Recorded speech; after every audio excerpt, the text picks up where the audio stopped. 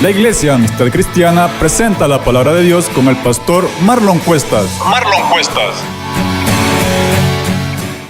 Vamos por favor a la palabra. Filipenses capítulo 1. Gloria al Señor, gloria al Señor. Y esta palabra, hermanos, está dedicado para aquellos corazones que se preguntan: ¿por qué tanta dificultad? ¿Por qué tanta angustia? ¿Por qué tantos problemas? ¿Por qué tanta adversidad? ¿Por qué tantas malas noticias? ¿Por qué? ¿Por qué? ¿Por qué? ¿Por qué? Pareciera, hermanos amados, de que como hijos de Dios no debemos pasar tormentas, no debemos pasar adversidades. Pero eso es contrario al texto, es contrario al consejo de la palabra. Filipenses capítulo 1. Vaya conmigo por favor al verso 21. Capítulo 1, verso 21. He titulado, hermanos amados, la predicación: el gozo de ser un hijo de Dios. Y voy a tratar, hermanos amados, de que veamos el texto y vamos a aprender de que los problemas que usted y yo atravesamos no son motivos para quitarnos el gozo. Ahora vamos a tratar de ver al Espíritu Santo moviéndose de verdad en nuestras vidas. El gozo de ser hijo de Dios. Vaya conmigo al texto, capítulo 1 de Filipenses, verso 21, dice la palabra: en el nombre del Padre, del Hijo y del Espíritu Santo, amén. Porque para mí el vivir es Cristo y el morir es ganancia. Mas si el vivir en la carne resulta para mí en beneficio de la obra, no sé entonces qué escoger, porque ambas cosas estoy puesto en estrecho, teniendo deseo de partir y estar con Cristo, lo cual es muchísimo mejor. Pero quedar en la carne es más necesario por causa de vosotros. Y confiado en esto, sé que quedaré, que aún permaneceré con todos vosotros para vuestro provecho y gozo de la fe, para que abunde vuestra gloria de mí en Cristo Jesús, por mi presencia otra vez entre vosotros. Verso 27, preste atención. Solamente que os comportéis como es digno del evangelio de Cristo, para que os sea que vaya a veros o que esté ausente, oiga de vosotros que estáis como iglesia firmes en un mismo espíritu, combatiendo unánimes por la fe del evangelio, y en nada intimidados por los que se oponen, que para ellos ciertamente es indicio de perdición, mas para vosotros, ¿de qué, iglesia? De salvación. Y esto de Dios, porque a vosotros os es concedido a causa de Cristo, no solo que creáis en Él, sino también que padezcáis por Él, teniendo el mismo conflicto que habéis visto en mí y ahora oís que hay en mí. Leamos juntos el verso 21. Porque para mí el vivir es Cristo y el morir es ganancia. Señor, te pido, Padre, que esta palabra cumpla, Señor, el propósito por el cual tú la has enviado. Por favor, Espíritu de Dios, haz la obra, bendito Señor, en medio de nuestras vidas y de nuestros corazones, Padre, para que aprendamos conforme a tu palabra. En el nombre de Jesús, amén, Señor, amén. El gozo de ser hijo de Dios. Muchas veces, hermano, usted y yo perdemos la alegría y la bendición de ser hijos de Dios porque estamos en problemas y adversidades. Yo quiero preguntarle algo: ¿cuántos tienen problemas de los que están acá? Muchas veces esos problemas nos hacen creer que lo que Dios nos ha dado no puede prevalecer. Y fíjese que hay algo bastante interesante. Cuando usted tiene triunfos económicos, es bien fácil, según estudios, que la reacción de su rostro a sonreír sea práctica, automática. Y a mí me llama la atención, porque si usted ha visto la película En busca de la felicidad, hay un trozo de esa película que a mí me llama la atención. Cuando esta persona, cuando el protagonista, gracias, va donde personas que son exitosas, él dice que le impresionaba que esa gente siempre sonreía. Y si hay algo que debemos reconocer, hermanos amados, es que esa situación es cierto. Cuando usted está bien, sería lógico, usted sonríe. Cuando usted tiene dinero, usted sonríe. Cuando a usted todo le va bien, usted sonríe. Entonces yo pregunto, ¿este tema está ligado a lo que usted posee o a lo que usted en fe ha recibido? Porque si nosotros lo evaluamos, hermano, por las cosas que poseo, eso es inestable. Los cristianos pasan momentos de dificultad, a veces abundancia, a veces escasez. ¿Cuántos han vivido escasez, hermano? Todos. Y son momentos duros. Pero pregunto, ¿será que en medio de esa escasez yo no puedo tener gozo del que Dios me ha dado, iglesia? Ahora, vivirlo es otro pisto, como decimos. Yo sé que en realidad la palabra tiene razón, pero vivirlo, estar ahí, es lo complicado. Cuando nosotros estudiamos Filipenses, hagamos un pequeño recordatorio, repaso. ¿Quiénes escriben la carta? Capítulo 1, vaya conmigo al verso 1. ¿Quiénes dicen solo Pablo? Hay una corrección. Capítulo 1, verso 1 dice Pablo y Timoteo, los dos.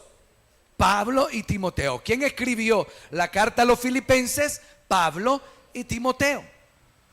Cuando nosotros vemos esto, ¿a quiénes se los está dedicando esta carta? ¿Qué dice el verso 1? A los santos en Cristo Jesús que están ¿en dónde? En Filipos. Perfecto. ¿Dónde estaba Pablo cuando escribe esta carta? ¿A dónde estaba? En la cárcel. Por eso es bueno recordar, ¿verdad?, de que él es el que escribe capítulo 4, verso 13 de Filipenses. ¿Qué dice? Todo lo puedo en Cristo que me fortalece. ¿Y dónde estaba Pablo escribiendo eso? En la cárcel. Entonces, fíjese bien. Cuando Filipenses la tratamos de estudiar, entendemos que el Señor intenta dos cosas. Uno, que la fe esté fortalecida, y dos, que el gozo no se apague. Pero ¿cómo es posible? Así como lo diríamos nosotros, decir que hay que gozarnos en las cosas bonitas es fácil. O lo que el pastor está predicando, como no está viviendo lo que yo estoy viviendo, es fácil. Si estuviera en mis zapatos, otra cosa sería. Por eso estudiamos el texto, no la vida del pastor o del líder. El texto viene y nos da una referencia de alguien que no lo están soplando esclavos, ¿verdad? Y está Pablo ahí, ¿verdad? Le voy a escribir a los de Filipo, ¿verdad? Todo lo puedo en Cristo porque Él, más acá por favor, Él me fortalece. No. Y eso nos sirve para darnos cuenta que la Biblia no está escrita para gente que no atraviesa problemas, sino para gente que por la misma causa del evangelio, no solo por tener una vida normal o común, está sufriendo. O sea, usted y yo. Sufrimos injusticias, sufrimos muchas cosas que de repente no deberían de ser así. Muchas veces estamos viendo a nuestro alrededor violencia. Muchas veces estamos viendo maltrato, cantidad de cosas. Entonces el texto, vaya conmigo por favor al verso 21. Y ahora sí, vemos la primera parte. Desde el verso 21 hasta el verso 26, necesito que aprendamos esto, pero muy claro. Ni la muerte debe robarnos el gozo. Fíjese el extremo que el texto nos va a mostrar. Ni la muerte debe robarnos el gozo. Le coloqué debe y no puede, porque en realidad sí puede. siempre esta invitación es un acto de fe en mi corazón. Los problemas pueden robar su gozo. Los problemas pueden robar su paciencia, su tranquilidad. Las adversidades pueden lastimar su corazón, sí. Pero acá quiero exaltar el texto diciéndole que a la luz de la palabra no deben robarle el gozo que Cristo le ha dado. ¿Cuántos han recibido el gozo de ser hijos de Dios? Amén. Entonces, ese gozo debe imperar sobre los problemas, sobre las adversidades, y no debe robarle ni la muerte ese gozo. Fíjese el texto, verso 21. Dice, porque para mí el vivir es ¿quién? Es Cristo, y el morir es ganancia. ¿A dónde escuchamos estos pasajes? En las endechas. Y acá nosotros, ¿cómo le llamamos a esos momentos? ¿Cómo le llamamos? Momentos de dolor, funerales, ¿verdad? Momentos de luto. Esta palabra no es una palabra para dedicarla solamente ahí. Porque para mí el vivir, ¿qué dice, iglesia? Es Cristo. Ahora yo pregunto, ¿por qué no dice Jesús? Porque para mí el vivir es Jesús. ¿Por qué está escrito para mí el vivir es Cristo? No es lo mismo Jesús que Cristo. Amén, iglesia. Cuando hablamos de Cristo, estamos hablando del Mesías. Cuando hablamos de Cristo, estamos hablando del ungido. Pablo, Timoteo están todavía evangelizando a una comunidad que, ya lo vamos a ver, se acaba de volver romana. Cuando se habla de Cristo, se está hablando del Mesías que se está esperando, del Mesías anunciado por los profetas. Entonces ellos están diciendo, para mí el vivir es aquel que estaba profetizado. Es una expresión de ánimo, pero también es una manera de predicar, que ellos están apasionados por el ungido, por el Hijo de Dios, por aquel que en realidad ellos han creído que ha venido a salvar. ¿Estamos ahí, iglesia? Eso es interesante, un detalle. Pero yo me preguntaba, porque para mí el vivir es Cristo, pero ¿por qué no decía Pablo o Timoteo, para mí el vivir es Jesús? Acá estamos encontrando también un testimonio de fe. Y sigue diciendo, y el morir es, ¿qué dice, hermano amado? Ganancia. Ahora, encontramos de que acá nos encontramos en dos pensamientos radicales. Al ser humano le encanta vivir, ¿sí o no, iglesia? ¿A cuánto le encanta la vida? Amén. ¿Hay alguien que se quiere morir de los que estamos aquí? No, ¿verdad? Aunque hayan problemas, no nos queremos morir. Aunque le hayan amenazado, no nos queremos morir.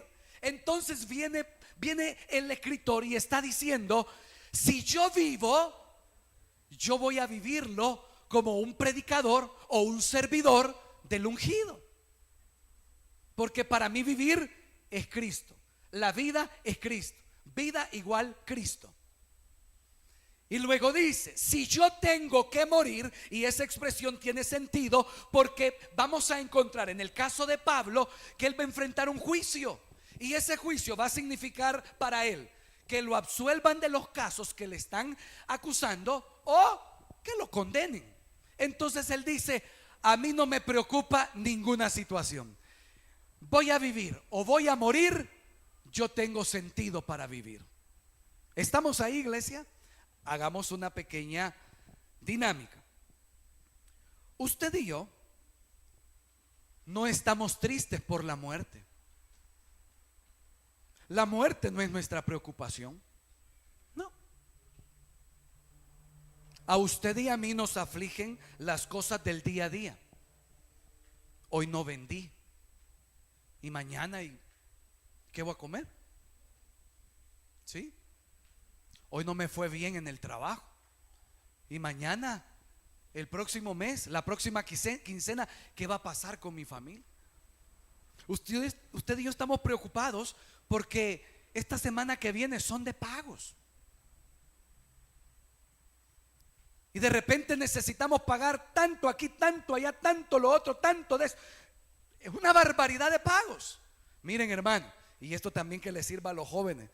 Mi mamá siempre decía, cuando vos te vayas a vivir solo, vas a entender lo que las cosas cuestan. Y uno de manera campeona siempre dice, yo lo entiendo. Y que cómo no voy a entender que hay que pagar un recibo. Parece que es algo bien lógico, ¿verdad? Mira, hermano, allá está Giovanni, nomás mentir. Cuando nos fuimos para la casa, yo no recuerdo que llegó el primer recibo. La cosa que se me pasó por alto, ¿verdad? Y como no llegó, no llegó. De repente llegó el segundo y llegó cargado, ¿verdad? Mira, y que no sé qué, y que no sé cuánto, y que aquí, que allá, que no sé qué.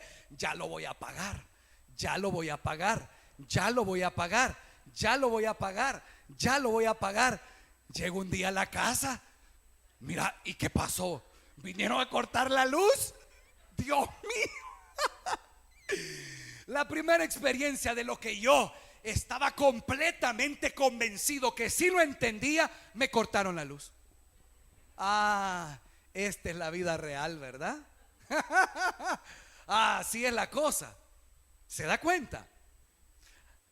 Nosotros a veces pensamos que entendemos algunos detalles, pero realmente los aprendemos a vivir o a comprender cuando estamos ya ahí, ¿verdad? Cuando estamos montando el macho, como dicen. Ahí de verdad se ven las cosas ya no en blanco y negro, a colores. Cuando nosotros vemos esas cosas, nos preocupan. Estamos preocupados por la educación de nuestros hijos. Saben, hermanos amados, que nosotros tenemos un sistema educativo tan mediocre, pero mediocre. Es increíble, increíble. Me llama la atención y es ahí donde yo le digo a usted, hermanos amados, nos han mecanizado para que seamos fracasados. Entienda lo que le estoy compartiendo, porque usted y yo enfrentamos la vida real de una manera que creo que podemos cambiarla a través de la fe y del gozo que recibimos por parte del Señor Jesucristo. Pero que debo de entender, iglesia amada, que a mí me están mentalizando para que yo actúe de una manera. Y ojo con eso, porque realmente, iglesia, yo puedo venir y decir, para mí el vivir es Cristo, y si yo tengo que morir, he ganado. Pero en ese proceso se encuentran inmersa cantidad de cosas que determinan si yo en verdad tengo gozo o no tengo gozo. Porque yo puedo creer que para mí el vivir es Cristo, y si yo muero de repente voy a haber ganado. Pero reflexionábamos el día de ayer en una materia y preguntaba el catedrático, nosotros podemos muchas veces decir que todo se termina cuando la muerte llega, pero yo tendría que pensar cómo dejé a Briana, cómo dejé a mis hijos. Si yo falto, ¿quiénes van a ser sus amistades? ¿A dónde va a estudiar? ¿Con quién se va a relacionar? ¿Cuáles serán las decisiones que tomará en mi ausencia? Yo no puedo tomar este verso solamente para decir, bueno, esta es una ilusión que voy a manejar para que no me atemorice nada. No. Acá está abordándose el hecho de que la misma muerte no tiene que afectar mi estilo de vida diario. No está diciendo, miren hermanos, no se preocupen por la vida, hombre, vivan como se les antoje, no importa, no trabajen, no hagan nada, pasen en la casa viendo televisión todo el día, ahí va a llegar la bendición de Dios. No se afanen, hombre. No, porque salimos a la calle sin nada en la bolsita y no estamos sonriendo, no hay gozo. Nos estamos amargando por la situación económica del país. Esta expresión no es una manera de decirle al creyente de que no importa el día a día. Esta es una expresión que le está diciendo al creyente que en el día a día habrán muchos problemas, pero que coloca la muerte como una máxima. Y dice, ¿saben qué? Si la misma muerte llegara a intimidarles a ustedes, no pierdan el gozo. ¿Saben por qué? Porque ante la misma muerte, usted y yo tenemos una esperanza mejor. ¡Qué glorioso! Y ahí cambia el discurso, porque no se trata de entretenerme, se trata de que yo estoy luchando, batallando, caminando en este día a día. Y el estilo de vida que yo tengo es importante para el gozo que la palabra a mí me enseña. Y eso necesitamos aprenderlo. Vea el texto, por favor. Verso 22. Mas si el vivir en la carne resulta para mí en beneficio de la obra, no sé entonces qué escoger.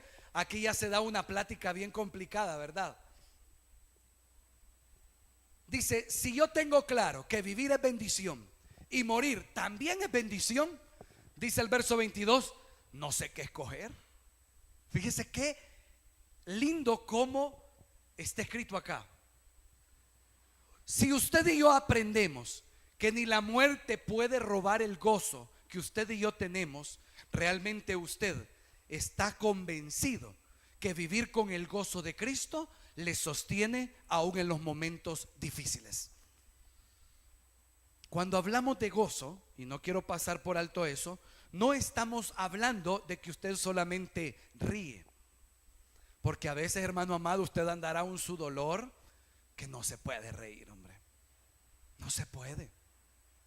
A veces hay cosas en el corazón que están ahí y uno está triste.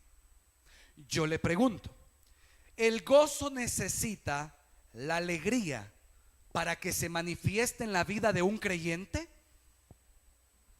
¿Qué piensa? ¿El gozo?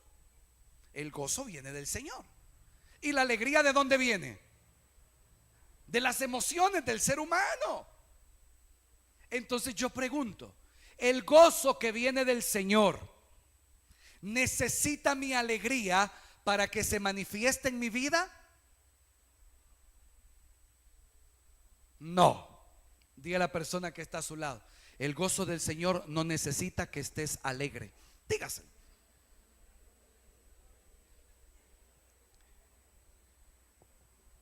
Entonces tendríamos que decir, ¿verdad? Yo no voy a experimentar el gozo del Señor solo cuando estoy alegre. Así merito es esto. Pastor, pero eso significa que yo soy hipócrita. No. Cuando hablamos del gozo, hablamos de una manifestación que el Señor hace para con sus hijos, donde nos enseña que Él siempre está con nosotros. Amén. Que Él está al frente de nosotros peleando cada batalla. Amén. Que vallado de ángeles es a nuestro alrededor. Amén. Que su ángel pelea por sus hijos. Entonces el gozo del Señor no necesita mi alegría. El gozo del Señor no necesita que yo tenga pisto. El gozo del Señor no necesita que yo no tenga problemas. Por eso es que el gozo del Señor no debe ser apartado, ni robado, ni tampoco interrumpido, ni por la misma muerte. Porque muchas veces lo que a mí me está gobernando son mis emociones. ¿Por qué ya no querés seguir? Porque estoy desanimado. ¿Por qué ya no querés avanzar? Porque tengo problemas en mi casa. ¿Por qué ya no querés creerle al Señor en esta área? Porque ya no tengo fuerzas. Mis emociones, mis capacidades, mis conflictos, mis problemas, yo estoy dejando que eso me gobierne. Cuando eso me gobierna, a mí se me aparta esta bendición del Señor. Porque yo empiezo, antes de escuchar al Señor, empiezo a escuchar mi realidad y mi lógica. No saldrás adelante de esta. No vas a superar ese problema. No vas a lograr pagar esas deudas, etcétera. Entonces vengo yo y digo, es cierto. Y empieza la aflicción, ¿verdad? Los nervios. Se dispara el azúcar, se dispara la presión, se dispara esto, se dispara lo otro. Problemas, infartos, etcétera. ¿Y quién tiene la culpa? Que Dios es el ingrato, que no nos escucha, que Él no tiene cuidado de nosotros. No, es que el gozo del Señor no me está gobernando. ¿Estamos, iglesia? Por eso coloca en este caso Pablo a la iglesia de Filipo la muerte como lo máximo, hermano amado. ¿Qué problema más grande que la muerte? Después de la muerte ya no hay solución. Ya no hay solución. Entonces quiero recordarle algo que encontré en la pared de una oficina donde estuve hace varios días, parece que se lo dije, que decía: si los problemas que tú tienes tienen solución, ¿para qué te preocupas? Al final se van a solucionar. Tiene sentido, ¿verdad? Pero la otra parte decía: si los problemas que tú tienes no se pueden solucionar, ¿y por qué te preocupas si no se van a solucionar? Y frases tan simples como esas uno dice, tienen sentido. Ahora, hermano amado, en el día a día, los problemas que usted tiene, hermano amado, hay que pagar. ¿Se puede solucionar ese problema? Sí. Entonces, que el gozo del Señor le fortalezca y usted diga: Dios va a proveer. Amén. Va a proveer. La enfermedad que ha venido, hermano amado, ¿tiene cura? Amén. No, es que no los escucho. La enfermedad que ha venido, ¿tiene cura? Amén. Entonces, no se preocupe en un sentido enfermizo. Dígale al Señor: Señor, pon los medios, dame la inteligencia, quiero clamar por sanidad, quiero hacer lo que a mí me corresponde, pero yo sé que tú me vas a bendecir en esta situación. Amén. Si usted, hermano amado, tiene problemas en su casa, en su familia, ¿se pueden resolver? Amén. ¿O no los quiere resolver? Ahí escuché menos amén, hermano.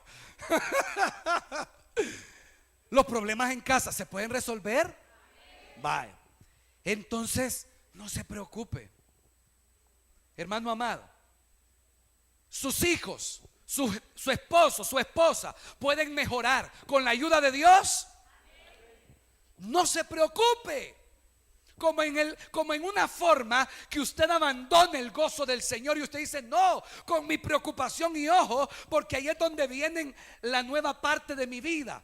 La preocupación que yo tengo por mi día a día y aparto el gozo del Señor me lleva a decisiones, y decisiones apresuradas. Ojo con eso, porque yo, como digo, que las cosas que están sucediendo tienen que solucionarse de maneras que no son como el Señor probablemente lo quiere hacer, yo me meto en otros problemas más grandes. ¿Qué pasó? Las emociones me gobernaron. ¿Estamos ahí? Le pongo un ejemplo. El problema financiero se puede mejorar y Dios nos puede ayudar, pero vengo yo y lo que hago es hacer un préstamo. Y es más, hice un préstamo hipotecario. De repente, como me iban a dar el préstamo y como puse la casa, yo necesitaba $5,000. Pero como la garantía era la casa, el banco, con un gran corazón, me dijo que me daban 10,000. Ay, y yo escuché la voz de Dios cuando me dijeron eso. Y yo no agarré los 5, yo agarré los 10. Vengo yo, empiezo el proceso y de repente me están llamando. Si no resuelve eso, su casa va a entrar en un proceso jurídico. Y usted no tiene. Se acabó la reserva. Agarró dinero que no había ganado. Se comprometió a pagar lo que usted no gana, etcétera, etcétera, etcétera. Yo pregunto, me encuentro en esa situación. ¿Qué apartó el gozo de mí? Mis emociones. Ahora vengo yo delante del Señor, no cumpliendo lo que la palabra me dice, porque mi fe está quebrada. Ya no quiero servir al Señor, estoy desanimado, estoy enojado, estoy molesto, etcétera. Y segundo, he apartado el gozo de mi vida por lo que estoy atravesando. Parece que quien tiene la culpa es el Rey de Reyes y Señor de Señores. Cuidado. El problema muchas veces de nuestra vida es cuando apartamos el gozo del Señor y decidimos por nuestra propia cuenta. ¿Estamos ahí, iglesia? Entonces decía el verso 22: yo que comprendo que vivir es maravilloso y que morir es un gran triunfo. El verso 22 dice, hasta bonito se lee, ¿verdad? Porque Pablo lo está diciendo de una manera ya con experiencia, pues. Y él dice, no sé qué escoger, no sé qué elegir. Fíjese. Entonces se encuentra un detalle. Quien aprende a ver que el gozo del Señor no depende, ni aunque la muerte nos esté asediando, disfruta la vida. Amén, iglesia. Disfruta la vida. Ahora yo le pregunto a usted, ¿disfrutamos nosotros la vida? ¿Qué es lo primero que viene a nuestra mente? Los problemas. ¿Sí o no? ¿Disfruta usted la vida, hermano? ¿O no la disfruta la vida? ¿Verdad que hay un gran golpe de la vida realista, de la vida normal que yo tengo? Yo no le estoy preguntando por fe. No, hoy. ¿Está feliz usted con su vida? ¿Verdad que recibimos un choque en esa pregunta? Entonces por eso le decía el domingo anterior, me siento triste, porque a veces aquí nos vemos bien bonitos, pero en la realidad el gozo del Señor ya no nos está gobernando. Entonces necesito que aprendamos como iglesia a que el gozo del Señor nos cubra. Pastor, ¿y significa que ya no habrán problemas? No, hombre. Significa que cuando esos problemas vengan, hermano amado, usted sabe a quién correr, a quién orar, a quién buscar, a quién clamar y a quién pedirle dirección. Que no se va a hundir en las emociones y usted va a salir huyendo como cobarde, dejando tirado todo, abandonando las cosas. No, usted va a ser firme. ¿Por qué va a ser firme? Simple, porque el gozo del Señor es su fuerza, iglesia. No va a salir huyendo. La vida del creyente no consiste en no tener problemas. No, esa es mentira.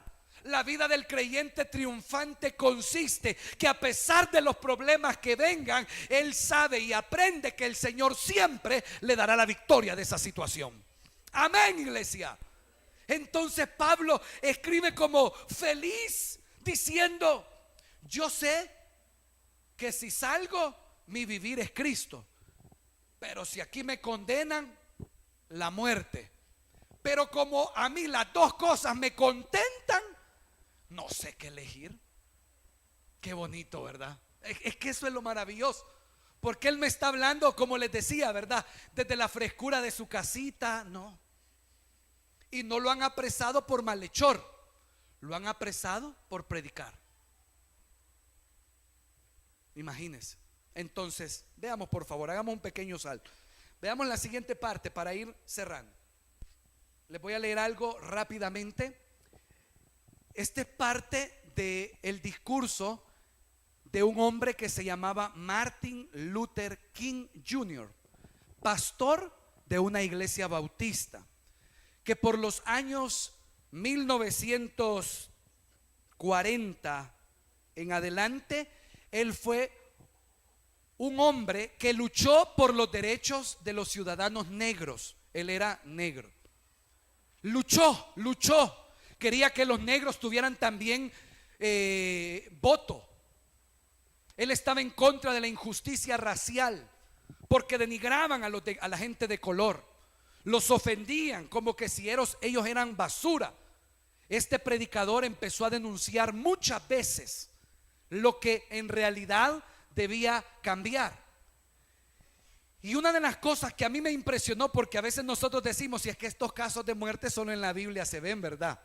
Pero la historia nos relata grandes mártires también. Empecemos por los discípulos. Ellos fueron mártires del evangelio por defender a Cristo. Murieron con gozo porque eran predicadores y anunciaban a Cristo. Pero este hombre en un tiempo moderno, diré yo, me encanta el valor que tuvo para sostener lo que él predicaba.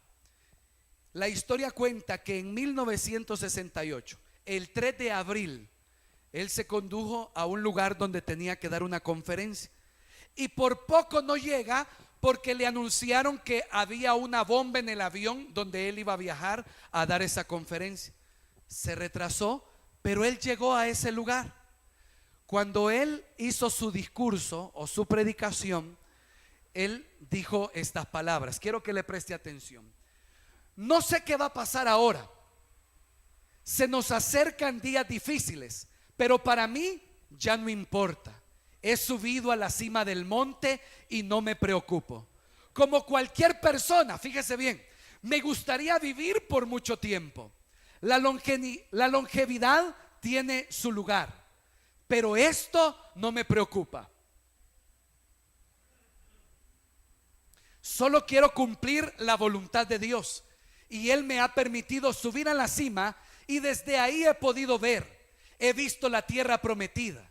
Quizá no lleguemos juntos, pero hoy quiero que sepáis que nosotros como pueblo llegaremos a la tierra prometida.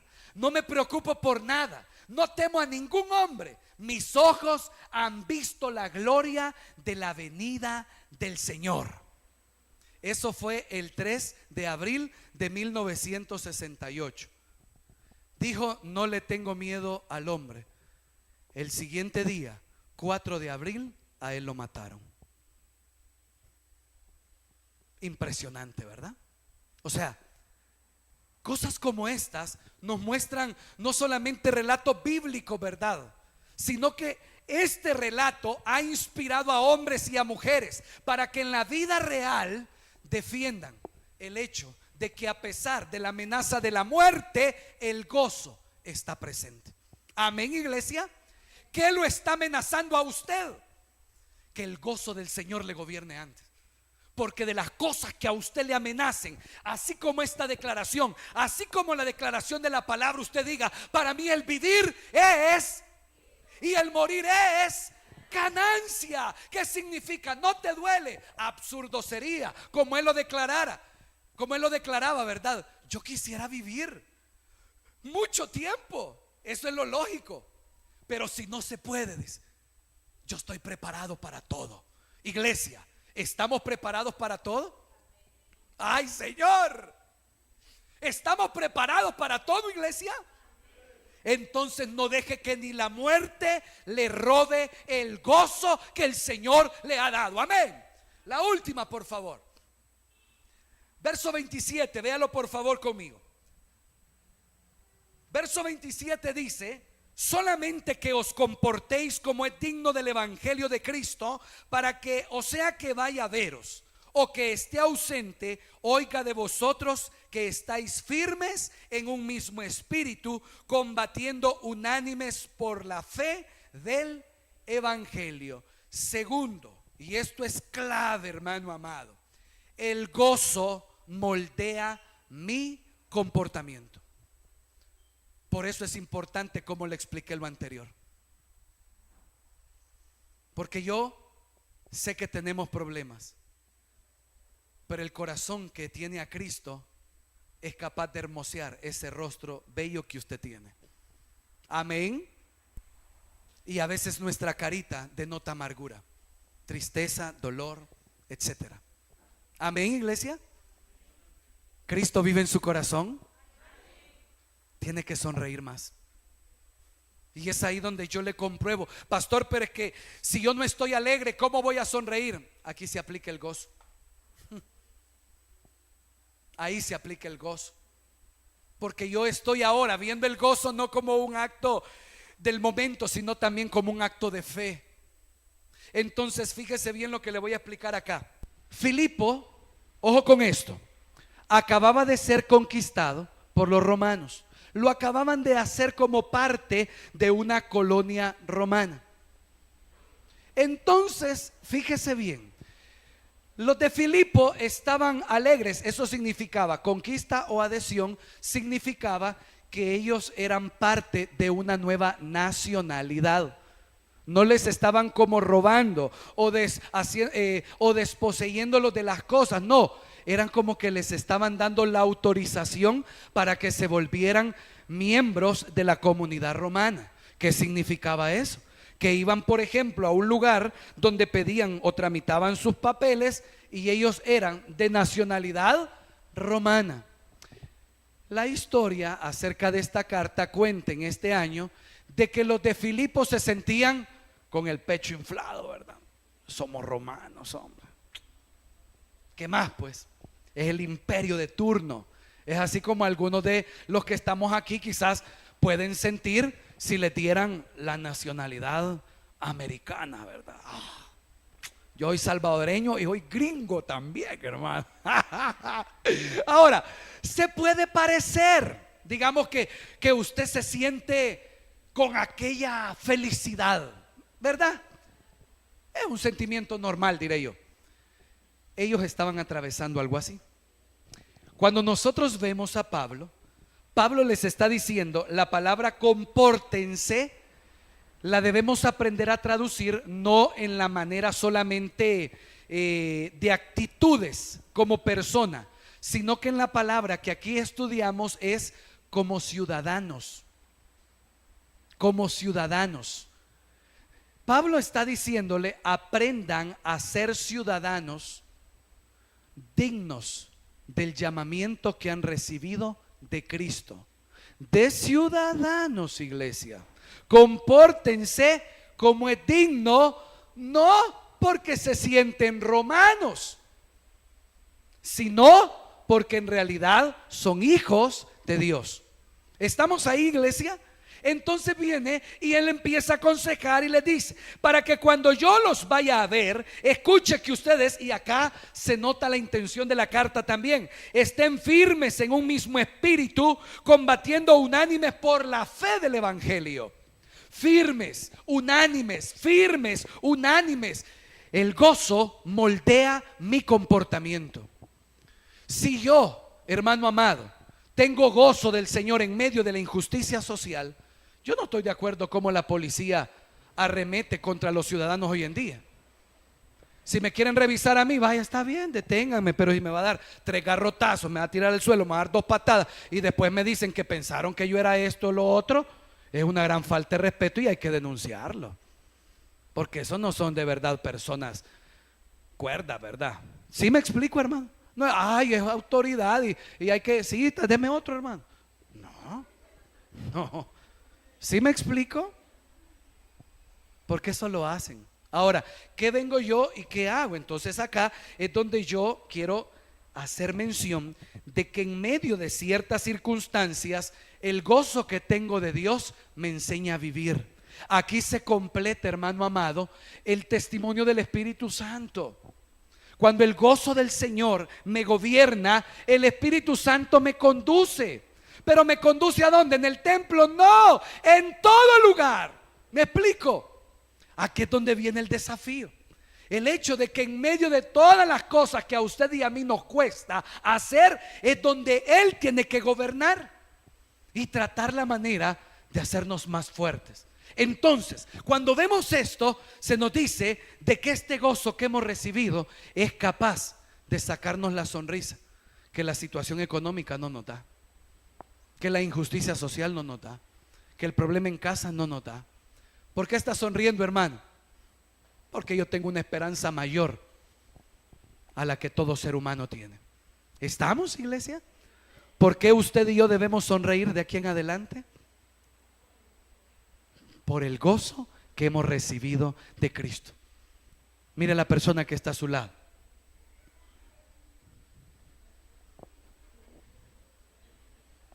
Yo sé que atravesamos momentos duros, pero mire la persona que está a su lado. Ya casi no le queda la ropa.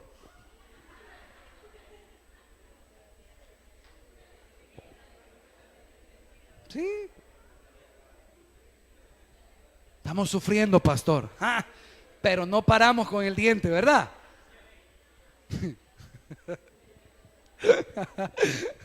Nosotros fuimos a la repartición del 2x1 del mes de septiembre, ¿verdad? Ahora, hermano amado, créame, vivimos dificultades. Sí, la predicación no tiene que ser absurda, tiene que ser contextual. Vivimos problemas, pero esos problemas se comparan a la muerte. No, pastor. Entonces, que no se aparte el gozo por esos problemas. Y entonces, pastor, que ese gozo le moldee su comportamiento. Reciba del Señor testimonio, reciba del Señor la guianza. Hermanos amados, mentalícense. No es lo que el pastor dice, no es lo que el líder dice, eso no.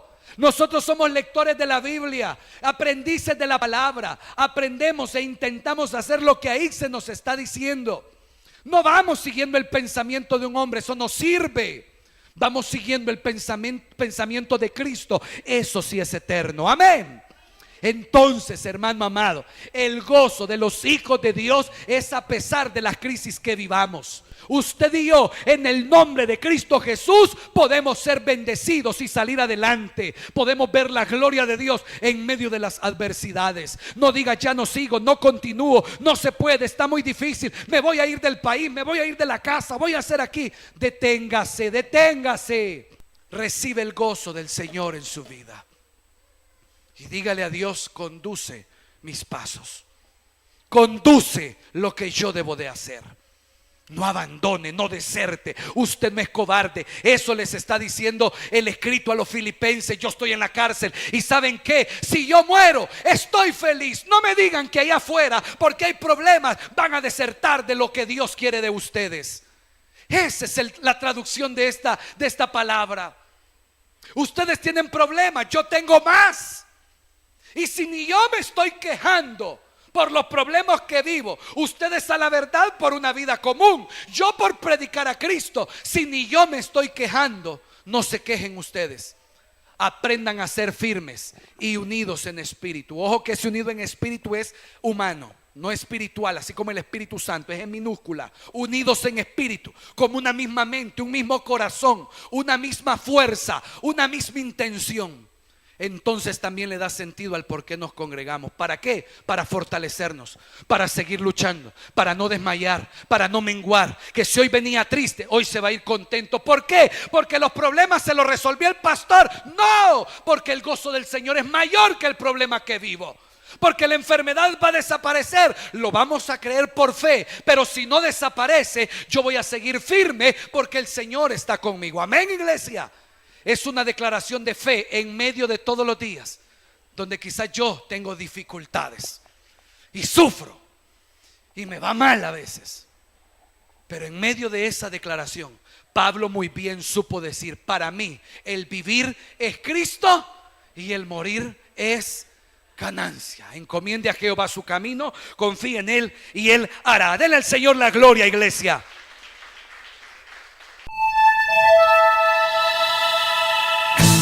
El pastor ha terminado su predicación. Si todavía no has aceptado al Señor Jesucristo, te invitamos a hacer con nosotros la siguiente oración.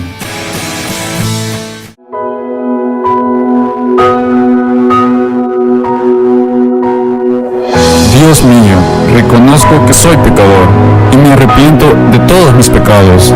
Creo en mi corazón que Cristo es el Señor y que es tu Hijo amado. Reconozco que Cristo murió por mis pecados y que tú le resucitaste de entre los muertos. Yo abro las puertas de mi corazón y te recibo como mi Señor y Salvador. Amén.